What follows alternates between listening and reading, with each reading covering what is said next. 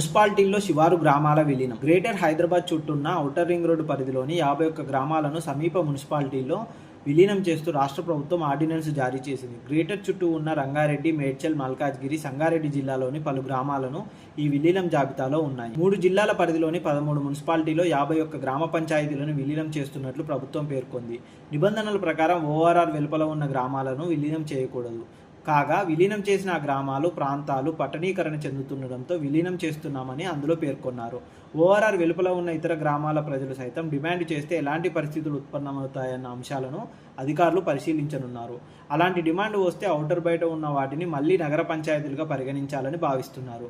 కాగా ఇదంతా జీహెచ్ఎంసీలో శివారు మున్సిపాలిటీలను కలిపేందుకే గ్రామాలుగా, సమీప మున్సిపాలిటీలో గ్రామాలను విలీనం చేశారన్న అభిప్రాయం వ్యక్తమవుతుంది. ఇప్పటి వరకు ఓఆర్ఆర్ లోపల ఉన్న 7 మున్సిపల్ కార్పొరేషన్లతో పాటు మున్సిపాలిటీలు ఓఆర్ఆర్ లోపల ఉన్నాయి.